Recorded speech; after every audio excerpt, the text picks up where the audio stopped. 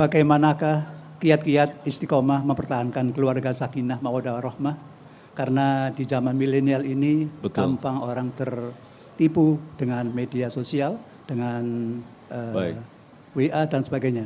Terima kasih. Wassalamualaikum warahmatullahi wabarakatuh. Waalaikumsalam warahmatullahi wabarakatuh. Bagaimanakah mempertahankan fluktuasi dalam pernikahan ini, Kiai? Ya, kalau kita melihat bagaimana Al-Quran menceritakan tentang rahasia pernikahan, bahwa setelah engkau menikah, bukan berarti kemudian dibiarkan begitu saja oleh Allah. Karena itu ayatnya, wa ja'ala bainakum mawaddatan warahmah. Allah menjadikan di antara kalian ada cinta dan kasih sayang. Mengapa seorang istri tidak pernah berhitung dengan semua yang beliau kerahkan dari melek mata sampai merem mata, urusan anak, urusan rumah tangga, urusan rumah, dan itu dilakukan berhari-hari, bertahun-tahun. Bahkan ada seorang istri yang rela mendampingi suaminya dalam keadaan sakit dan kemudian dia tidak pernah mengeluh. Ada seorang istri yang berkali-kali rela mempertaruhkan nyawa saat melahirkan. Ini yang suka dilupakan oleh suami. Mereka rela mempertaruhkan nyawa saat melahirkan demi memberikan kebahagiaan buat engkau para suami. Dan mereka juga ikhlas ketika tadi disebut ijab kabul dalam pernikahan. Begitu gede nikah yang disebut nama bapaknya. Padahal yang begitu bertaruh nyawa adalah istrinya. Betul kan? Atau seorang suami yang tidak pernah dia membuka lisannya untuk mengeluarkan keluh kesah. Keluar dari rumah sebelum matahari terbit, kembali ke rumah saat matahari sudah tenggelam. Mengapa? Karena ingin memberikan kebahagiaan buat istri dan anak-anaknya. Maka disitulah kemudian dipandu untuk engkau tetap terjaga romantis dan saling menghormati. Pelajarilah tentang hak dan kewajiban. Apa yang menjadi hakmu sebagai seorang istri, apa yang menjadi kewajibanmu sebagai seorang istri. Begitupun sebaliknya, bila keduanya tetap menjalankan sesuai dengan menjadi tugasnya, maka rumah tangga itu akan selalu dalam keberkahan.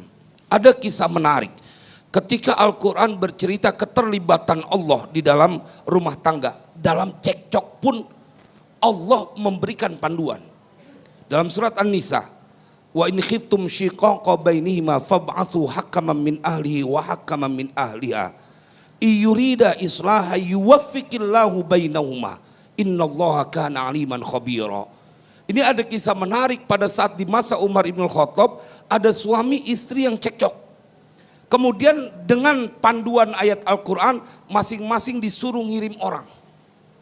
Dan begitu selesai, balik laporan ke Umar Ibn Khattab, kemudian bercerita, nggak bisa didamaikan wahai Tuan Khalifah.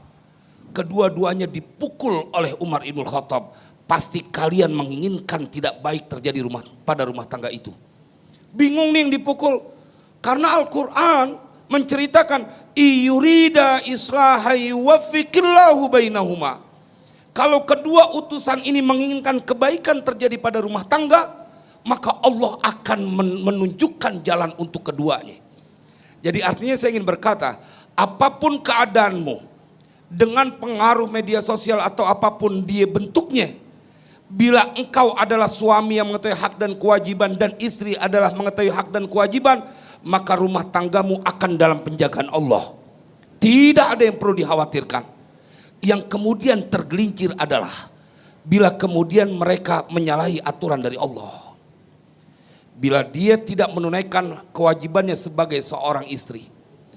Bagaimana seorang istri dipesan oleh Nabi, ente kalau keluar rumah kudu izin sama suami. Suami ente boleh jadi nggak tahu, boleh jadi nggak marah. Karena takut galakan bininya. Tapi malaikat melaknatmu sampai engkau pulang. Begitu yang disabdakan oleh Nabi. Maka dia akan terjaga. Dia tidak akan berani melakukan sesuatu yang kemudian mengundang murka Allah. Maka selalu kalau kita ketemu ada orang yang mereka kemudian dalam perjalanan rumah tangganya terus menjadi kesengsaraan, kesusahan, pasti salah satu atau keduanya mereka telah mendurhakai Tuhannya.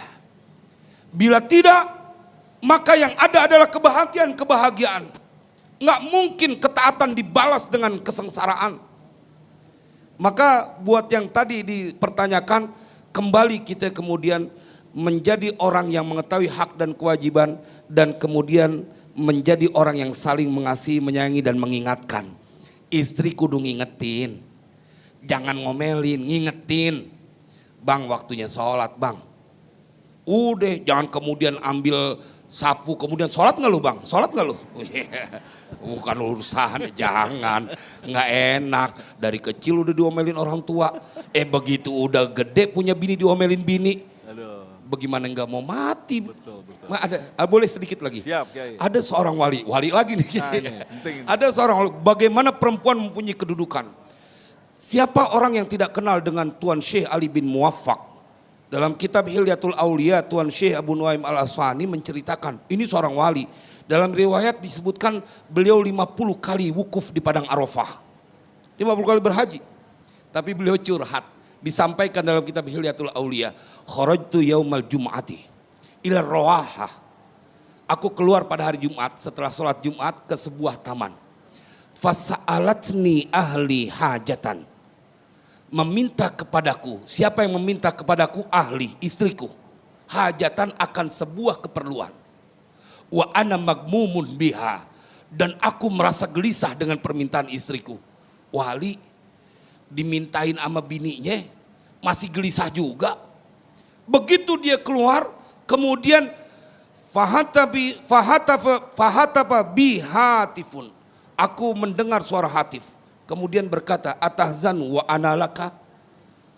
Apakah engkau akan bersedih padahal ada aku untukmu? Suara hatif. Tapi saya ketika ngebaca ini kitab rada senyum-senyum dikit. Ini wali puyeng juga sama bini. Makanya ibu jangan banyak permintaan kalau pengen suaminya umur panjang. Kalau banyak permintaan suami dia mikirin biar kata diem, tapi dia tetap mengusahakan. Kenapa suami banyak korupsi? Jangan-jangan karena banyak tuntutan di rumah tangganya. Nah, terjawab sudah.